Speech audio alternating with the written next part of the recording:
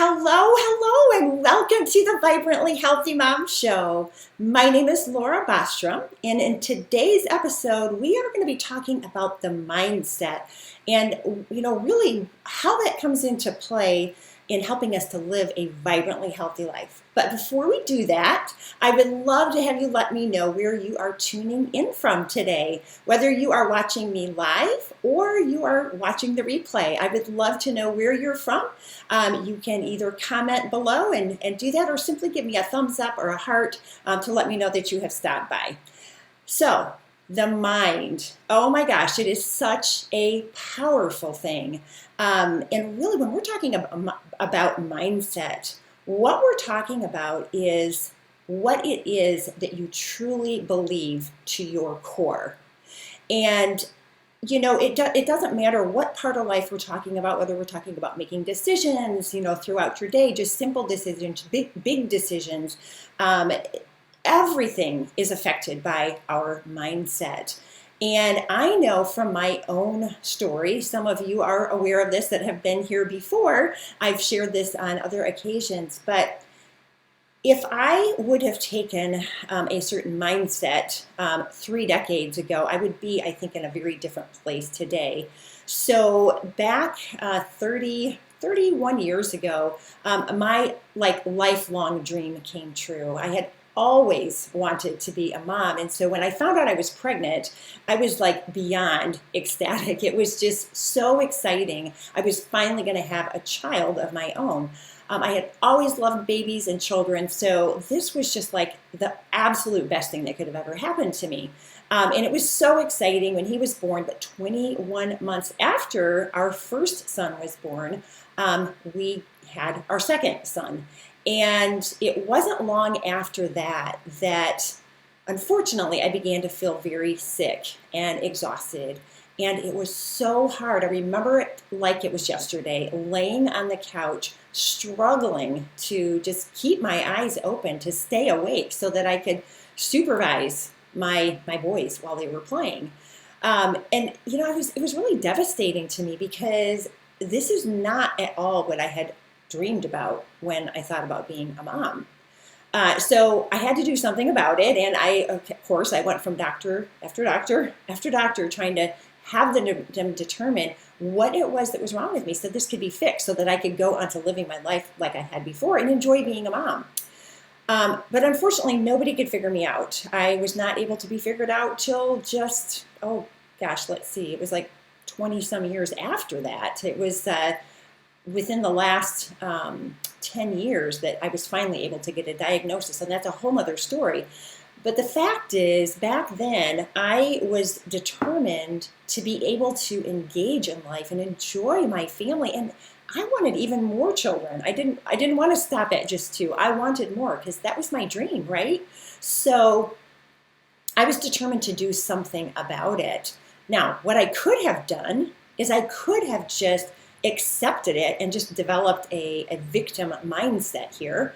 But I didn't want to do that because I knew what that meant for me. That meant that I would just remain on the couch and just struggle and just get by the skin of my teeth and being able to raise my children. And that's not what I had envisioned. So instead, I decided to put my mind to work and have the kind of mindset that was more hopeful, the kind of mindset where I was going to be able to get through this. I was going to be able to figure out how to navigate around these nasty ways that I felt and feel well enough to be able to be the mom that I had always dreamed about being. So the mind is a super powerful thing, and we need to recognize that as we are engaging in life in so many different ways, and realize that we can make a difference about our path that we're taking, depending on starting just with what's going on in our mind.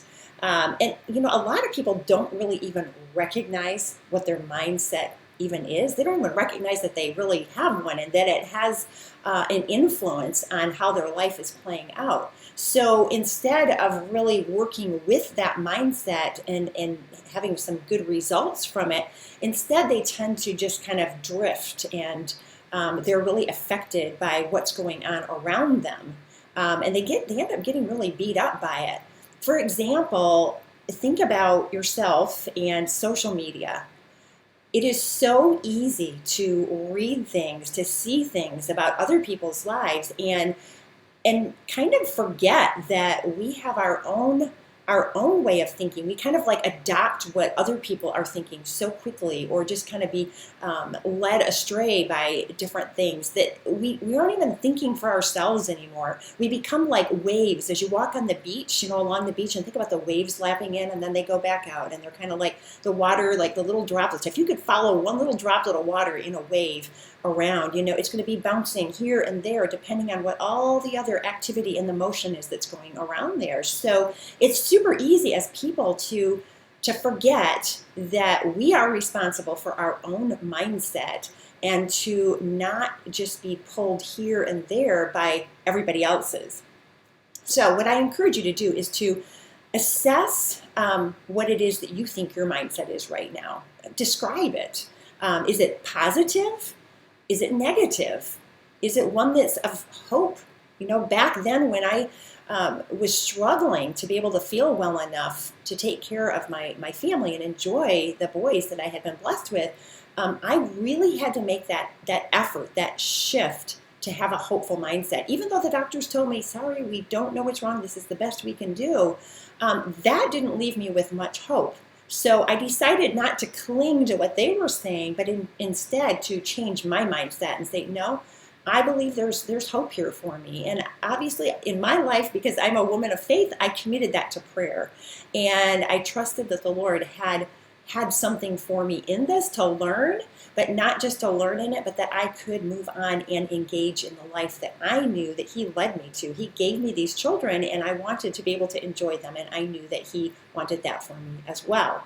So think about what your mindset is right now, and really define it. Come up with a word that describes it, so that you can have a fuller picture of where you are now, so that then what you can do is to take the next step and to figure out what you can do to change your mindset right now, so that you can make a shift yourself, just like I did back then when I was tempted to take that victim mindset, just accept where I was, to shifting and having one of hope, having a mindset of hope that could then carry me through all of the research that I needed to dig through, and all of the different things that I needed to go ahead and try in my life to see what would make me feel better.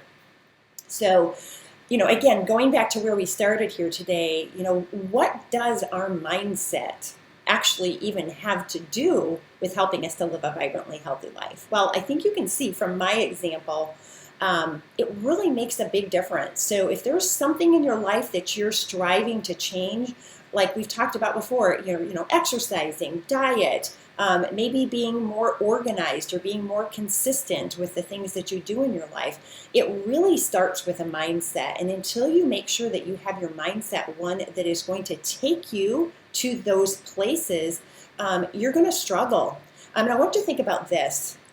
Think about the difference between a fixed mindset and a growth type of mindset. They're two very different things. So somebody that has a fixed mindset, they really have a limiting belief. They have kind of that idea that they can't be changed, that they're just kind of like, they're kind of born that way. It's just the way they are. There's nothing they can do about it. They see their friends on social media that seem like they got it all together, and they can go and make those changes. They've set out to be able to run, and they work towards running a marathon, and they've done it, and that's all great for them because they were born that way. They can do that. They have the ability to do that.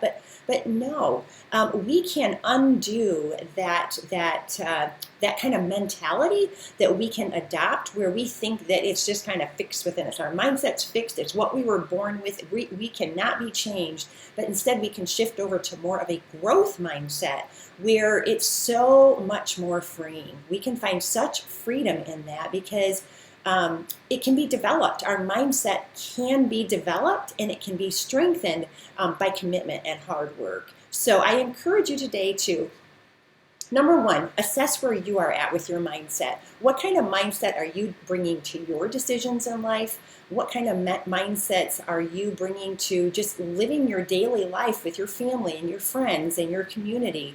And then think about, if it's not such a positive one, think about what you might be able to do to shift that, to change that mindset today, so that you can take that forward in your life and live a more vibrantly healthy life. So I hope this has been an encouragement to you today, and I thank you for stopping by, and I'll talk to you next week. Bye, everyone.